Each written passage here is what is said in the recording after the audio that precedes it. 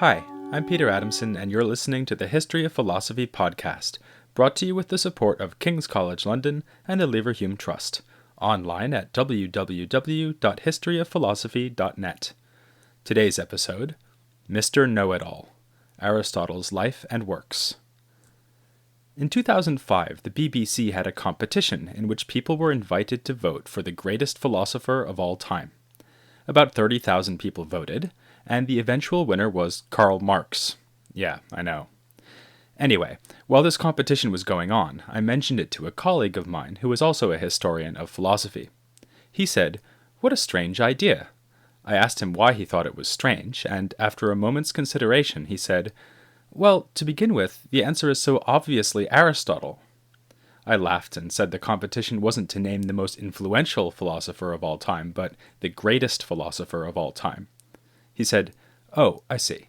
But still, the answer is so obviously Aristotle." That conversation is a telling one, I think. It's not so much that my colleague was a partisan of Aristotle, who, in case you're wondering, only came 9th in the poll. It's more my initial reaction to his puzzlement. Greatest philosopher of all time? That's a matter of taste. But most influential philosopher of all time? At least in the Western tradition, there is a clear victor in the race for this title, Aristotle. Although his works did not dominate the philosophical scene in the centuries immediately following his death, once they caught on in a big way. For well over 1,000 years, Aristotle was not just the most influential and significant philosopher, he was philosophy. And the study of philosophy was often simply the study of Aristotle's works and the tradition of commentary on those works. In medieval times, it was possible simply to say, "the philosopher," and everyone would know who you meant. Only after the Renaissance would Aristotle's total dominance of philosophy and science be questioned. And even since then, Aristotle has never gone away. Current views in contemporary metaphysics, and especially ethics, are explicitly presented as little more than expansions on Aristotle's ideas.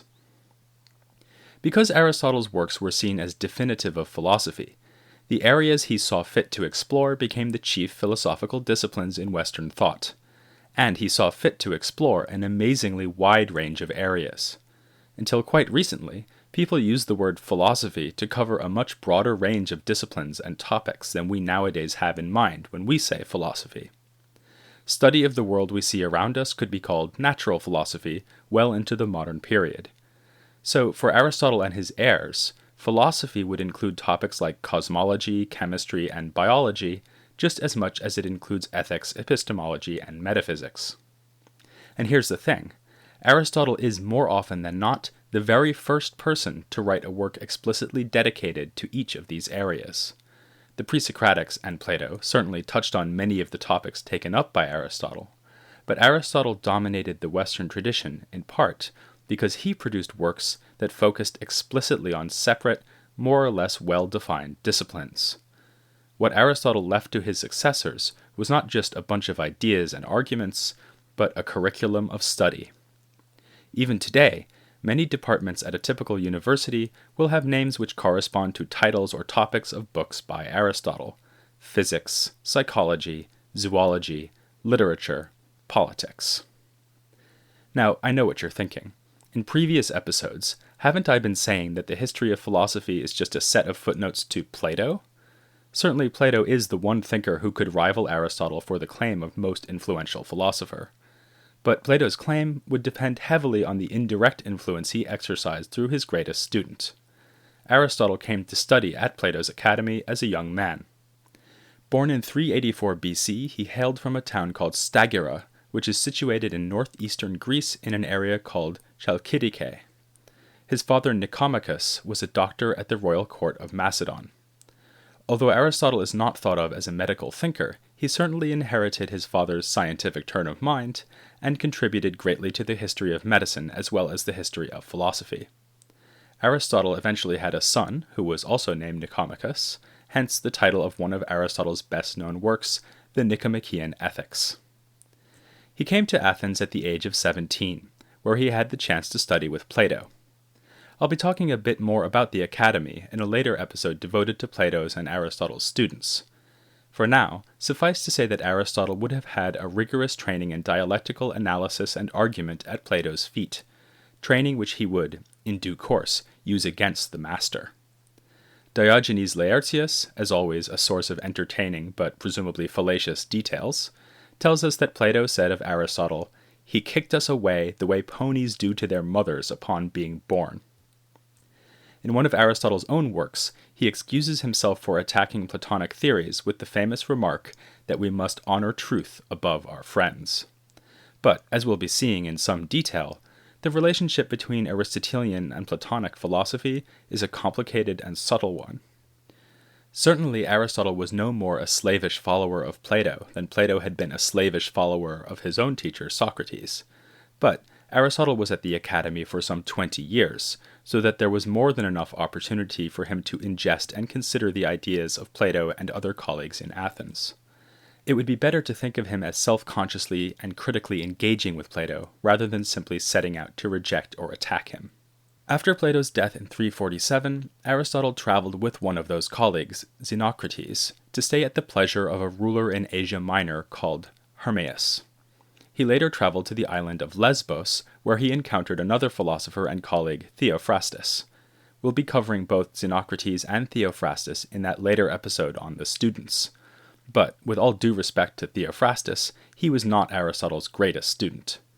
Any BBC poll would award that prize to a young man who was educated by Aristotle soon after the stay in Lesbos, a young man who would later be known as Alexander the Great.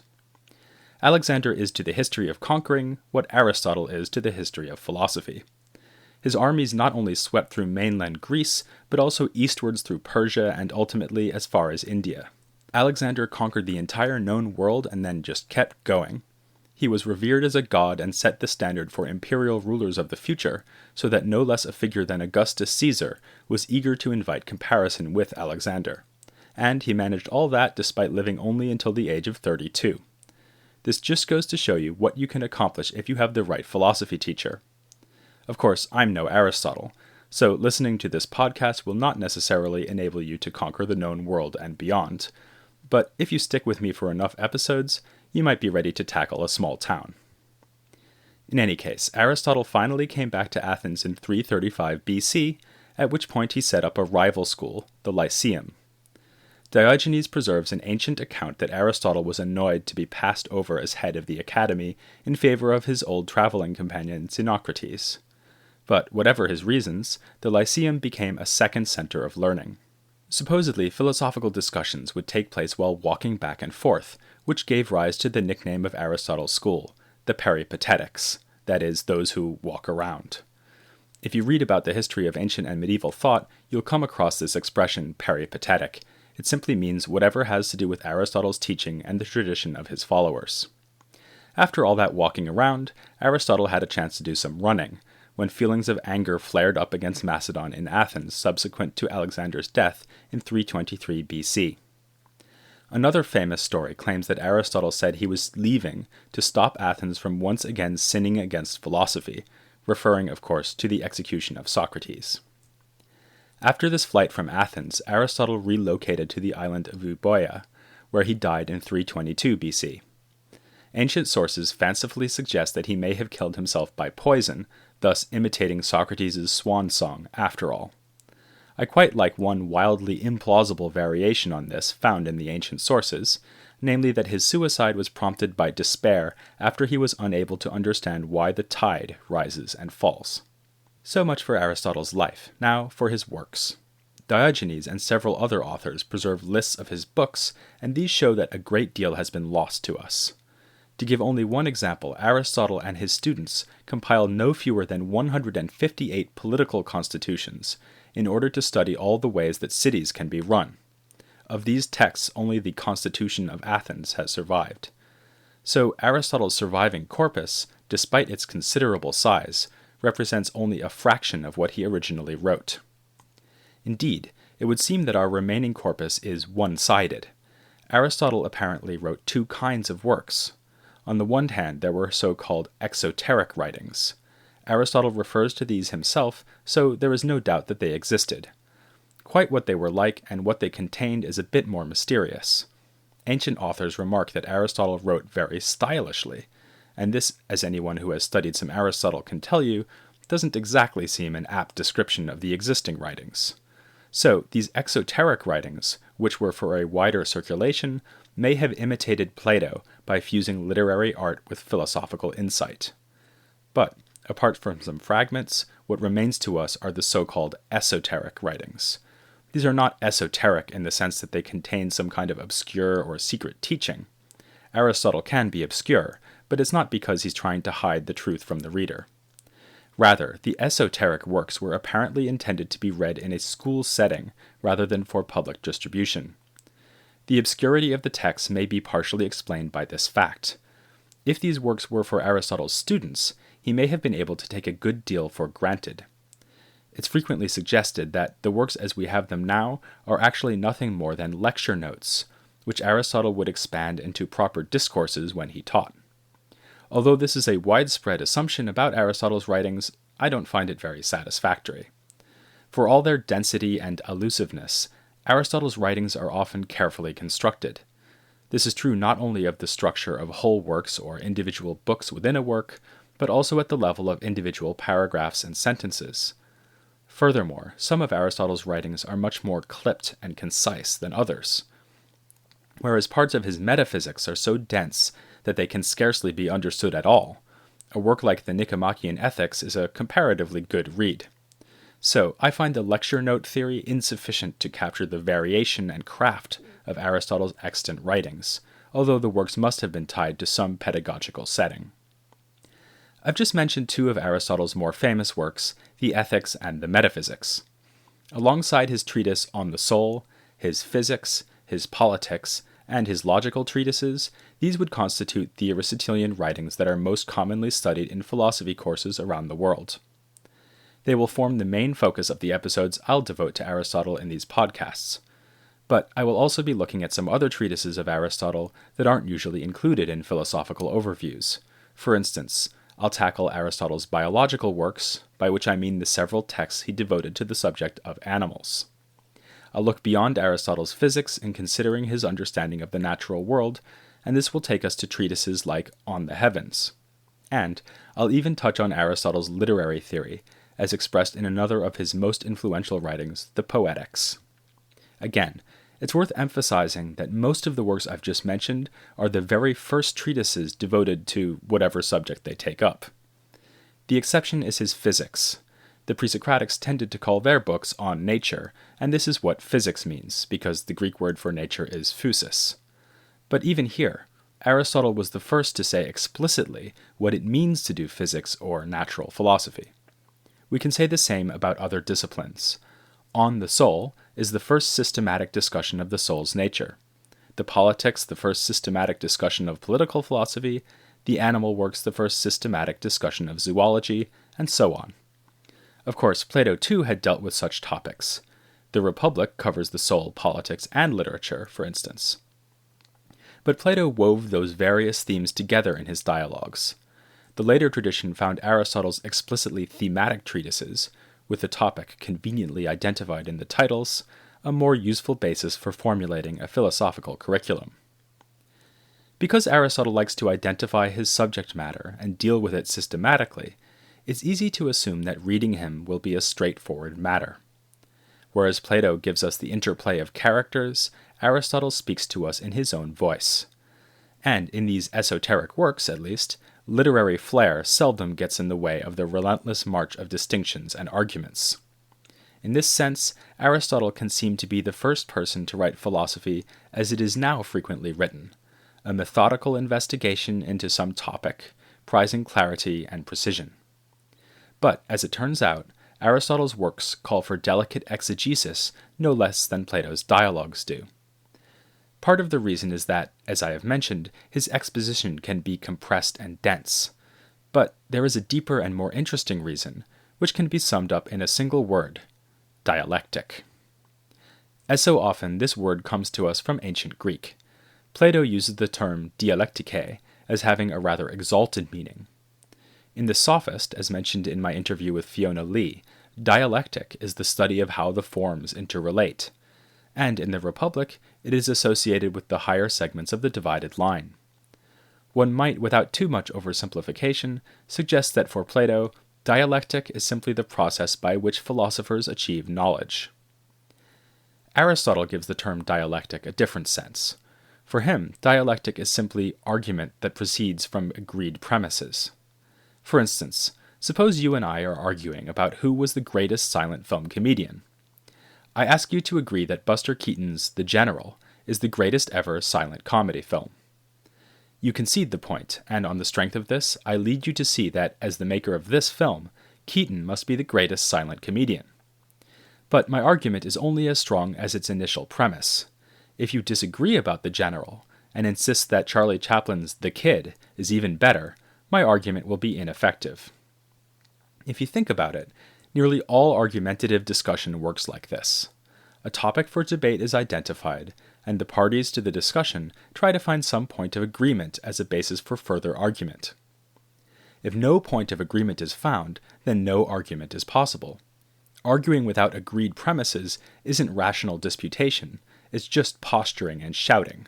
Here I refer you to the political debating shows one sees on television nowadays. Because he had a deep interest in the practice of rational debate, Aristotle tried to formalize the rules and strategies of such debate in a work we call the Topics. He calls the practice dialectic. In the Topics, Aristotle explains that dialectic can be of immense use in philosophy. Just like any other rational discussion, philosophical inquiry needs to proceed on the basis of some agreed initial premises.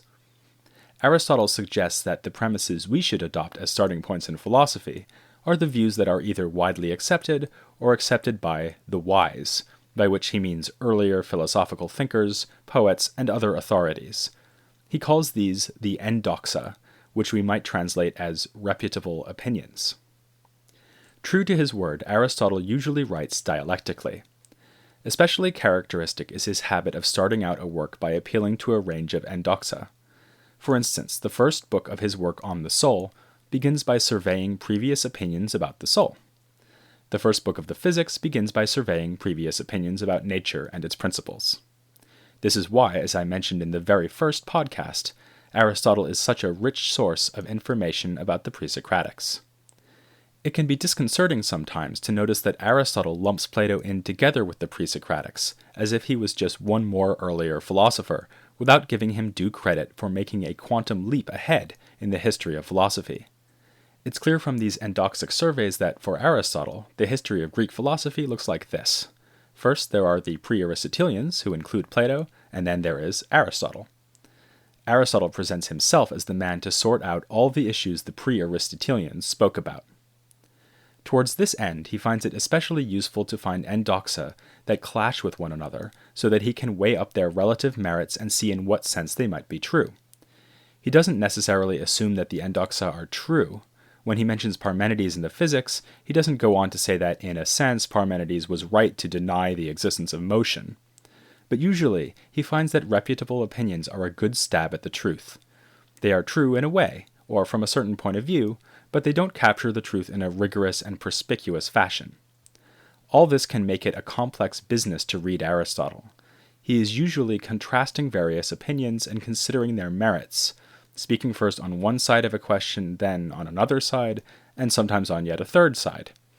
Aristotle's own answer to any question tends to be, in a way yes, in a way no. He loves to present his own ideas as compromises between more extreme views. Thus, Aristotle's works, despite their lack of literary style, do retain something of the flavor of Platonic dialogues. We are shown a clash of views, with Aristotle remaining tantalizingly out of sight, a referee who may get involved at any moment to decide the issue, but who wants to let each side have its chance to speak. Among the things Aristotle learned from Plato, then, was a fascination with philosophical method. But he went beyond Plato in one respect, by making philosophical argumentation an object of explicit study in its own right. I've just mentioned the Topics, where Aristotle does not just show us dialectical discussions, as Plato did, but actually explores the nature of dialectic. This is only one of numerous works that Aristotle devoted to the rules of engagement in philosophical and non-philosophical argument. It was in the context of these works that he made one of his many lasting contributions to the history of philosophy. To put it bluntly, Aristotle invented logic. we now take it for granted that philosophy involves and even presupposes logic. On the strength of this invention alone, Aristotle really deserves to finish higher than 9th place in the list of all-time greats. The inevitable conclusion is that you should join me for a discussion of Aristotle's logical works next time on the History of Philosophy without any gaps.